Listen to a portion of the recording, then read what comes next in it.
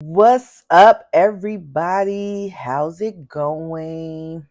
My name is Kat, and I am a medical coder and a medical biller, and now the owner of Superior Medical Consulting, where we take care of all your private practice billing needs. So, in today's video, I just wanted to follow up on my first video, me just announcing that I finally started my medical billing business and how excited I am about it. So, I just wanted to come on. I have to work while making this video. But I just want to come on and let you guys know that you can start your own medical billing business too. If you are really dedicated and really motivated to do so, you can do that. The great thing about medical billing is that you don't have to be credentialed necessarily to be a biller. Now, it is a good thing to be credentialed. Excuse me. A good thing to be credentialed if you are thinking about this profession, because it helps to, let providers know that you know your stuff, but it's not necessary, especially if you have connections already with a provider and they trust you and they know you and they trust your skills. You don't necessarily have to be credentialed. If you've been billing for a number of years and you have that on your resume, you don't necessarily have to be credentialed. But again, it is strongly recommended that you get your CPB in order to do that, and in order to be, look credible. And you can do that through AAPC. That's the organization that I am affiliated with. So that's the only one that I know and I have experience with. But again, it's not necessary. So I just wanted to come on here and let you know that if you are thinking about starting your own medical billing business, that it is totally possible for you to do so. Like you don't have to, have these super acquired specialized skills in order to do it. You could just take the skills that you already have and just increase them and go out there and go for it. So I just want to give you a little bit of background about my career path and how I got to this point.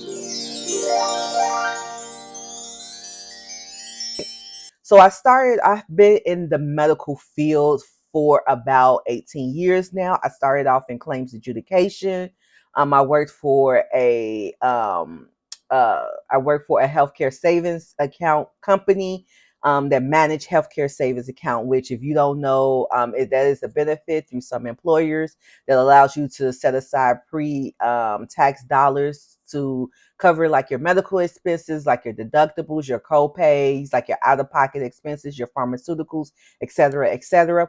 They also allow you to set aside pre-tax dollars for like dependent care, for like transportation, for your health savings account, things of that nature. And so I did claims adjudication for that company for so long, for like 10 years. And that gave me my foundation of working in claims and, working in the medical field in order to like kind of be familiar with that whole world. After I left that company, I went to work for a hospital, a major hospital in my area, and I was a medical biller. And I was in charge, I was in charge of encounters, motor vehicle accident encounters, and workman's comp encounters, and like home owner accidents, like all the accident stuff. So like if you was at somebody's house and maybe they didn't shovel, they had a raised sidewalk or something and they tripped and fell and hurt themselves and had to go to the hospital, and those claims went through your homeowner's insurance. So I was responsible for, getting those claims followed up on, making sure that the insurance company like paid the correct portions, making sure that I got the information over to the payment posters, and making sure that the denials were addressed. And during that position, I fell in love with denials management. I fell in love with the researching. I fell in love with, being able to kind of figure out the puzzle of why a claim wasn't paid, how I can get the claim paid, what information that I needed back from the coders in order to, get the claim paid. Like my whole agenda was to get the claim paid. I also fell in love with as crazy as this sound, I fell in love with appeals. I was very successful in crafting appeals, proposals, and getting the claims, relooked at and, paid. And that was very rewarding for me because it was like, oh, I something that they previously denied, I kind of got them to look at again and reconsider. So that was super exciting. So during that job, I started, like, as I said, working really closely with the coding department and got interested in coding. So at the encouragement of my manager, I took classes through AAPC to become a certified medical coder, and I passed my test eventually. That's another story. It was eventually, but I passed. And then I moved on from the billing department to the coding department. In the last 9 years, I have been a coder. Worked for various organizations, including major hospitals in my area and standalone clinics. And my passion for the profession just blossomed, just grew. I used to go on the Ahima website. I still kind of do, from time to time, but I used to go on the Ahima website and they have this career path tracker that lets you, like, kind of visualize, your career, where you want to go. And then I was like, oh, I want to be an educator. I want to be an auditor. I want to be a compliance. I wanted to do so many things because with medical coding and billing, you could do so much. So I had all these big dreams and I kind of like settled in. My little niche was helping billers and coders, like, be able to communicate together. Because contrary to belief, medical coding and medical billing are two separate things, two separate professions. Even though they do work closely together, they are totally different. They kind of speak the same language, but there is still little gaps in the two departments. So I felt like that I could be an asset, I could be a good resource or a good liaison for the coding and billing team. I took that idea to, like, my management at the various organizations that I worked at. No one seemed to be able to implement a position for that. Leadership will always tell me the same thing. That is a great idea. It's something that we could do, but we just don't see the need, or we just don't have the budget right now for that. And coding and billing, they don't aren't they just about the same thing? They should work together anyway, which is true. We do work together, but if especially if you work for a busy clinic or a busy hospital, we barely have time to sit and powwow, to try to get through all the nuances. But my idea was, if you had one dedicated person that just knew all the conundrums and all the problems that was going on, all the gaps, that you could kind of centralize it and help educate whoever needs to be educated, whether it's the providers, whether it's a coder, whether it's the biller, because a lot of times coders don't see a lot of the denials that the billers see, because the billers just take care of, and the coders will continue to make the same mistakes and miss opportunities to help them code, because the billers are taking care of it and it's not getting reported back to coders. At least that's been my experience. So anyway, going off on that tangent, because I wasn't successful in doing that, I wanted to just, like, go ahead and really pursue my consulting dreams and aspirations, because I just was like, I can't do this. And I want to make more money, like, to be honest. Like, I want to make more money. So I started, like, researching, like, how I can make more money, which is why I was looking at different career paths with Ahima. And I came upon a YouTube interview. Someone was interviewing Kiana Craig with Ask the Biller, and she basically was saying that you can make six figures in the medical billing business, but you won't if you're trying to get that through an employer, because you probably won't make no more at nowadays rate, $25 an hour or so. So I was like, oh, that intrigued me. How can I do that? Like, that's what I'm interested in. I want to make six figures, and I always thought, or six figures or more. And I always thought that being a coder would have been my best chance. But she was telling me I could do this being a biller.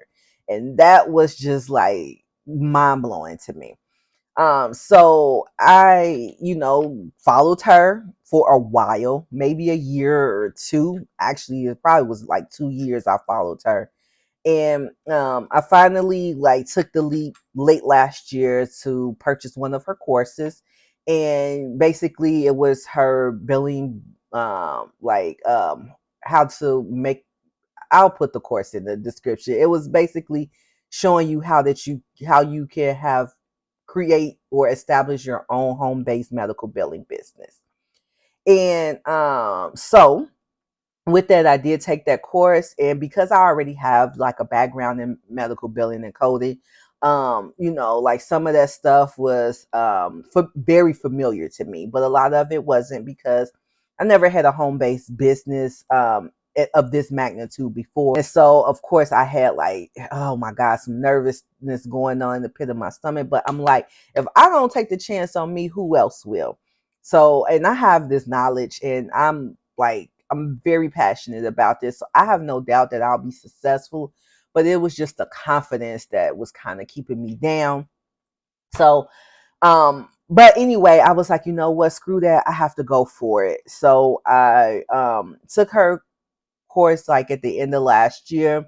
I told myself I am going to go ahead and apply for my LLC, have that effective January 1, and I'm going to go after my clients. I'm just going to do that. So before my LLC was even approved, I used some of the techniques that she suggested in her course. And I started kind of putting myself out there, letting providers know that I am available for their billing, needs, and to help them, assist them to alleviate the, burdens of all these payer rules and guidelines and da da da da da. I drafted up my resume. I sent it out. It was countless days and nights of marketing myself, but I finally acquired my first provider, and that was so crazy. I got my first provider before my LLC was even approved, and it only takes a couple of days for your LLC to be approved. Um, but I got my first provider, and she basically, we had an interview, we talked, she liked me and was like, you know what, starting January 1, if you want to take over my billing, let's go, let's do it. So starting January 1 of this year, I had my very first client, and my LLC was effective January 1 of this year. So man, you talking about confidence boost. Oh my God, that just like cemented it all for me. I was super excited. I, DM Kiana and told her, of course she was happy for me and everything, and was like, let me know how it goes. It's been 6 months now. She's still my only client. Just recently, she asked if she can increase my workload. She is being credentialed with a new payer, and she wants to know if I am able to incorporate billing that payer. Of course, I am. Like, but yeah, she loves it, and she loves the work that I'm doing.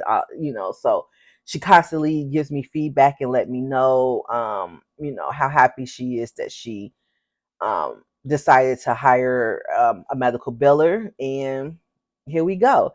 So that's kind of how I started, and like my first 6 months, it's been definitely a learning experience. I can definitely talk about that in another video if you guys are interested in learning like the trials and tribulations that I had with this one particular client, because her billing was a mess. But we finally started getting paid. She wasn't getting paid from her provider. She just was getting all denials. She didn't have time to follow up on her denials. She didn't have time for any of that stuff. So we finally started getting paid. When I got my first paycheck, when that first when that first deposit hit my account, and it was in my business account from work that I did that wasn't connected with my 9 to 5. Oh my God, you would have thought that I had made $1 million. Like it was just so, it was a feeling like no other. So I'm definitely not regretting my decision to start my medical billing business. Again, it's a lot of hard work because I am like kind of juggling, multiple jobs right now. And it is a job because I have to work in order to get, the business going. And but I know I can see myself automating it. I can see myself hiring employees soon. I can see myself expanding. I see my vision coming to light, and I'm so grateful for Kiana. I'm so grateful for Stability. I'm so grateful for the community that she's created. She has so many resources, and it's just been a wonderful journey so far. So I've learned so much, so much. So I'm definitely going to continue on. And I hope that you guys, if you are thinking about starting your own medical billing business, I hope that you guys are also, seriously putting forth the effort to do so. If you are interested in my journey, I thank you for paying attention and following along. I'm definitely coming up with more videos to kind of dive a little bit deeper into what I'm doing, how I'm doing it, how's it going, and everything like that. So go ahead and just subscribe if you're interested in stuff like that. But if you have any questions, let me know. If you have your own medical billing business, please put the name of your medical billing business below. I would love to see the names that you came up with.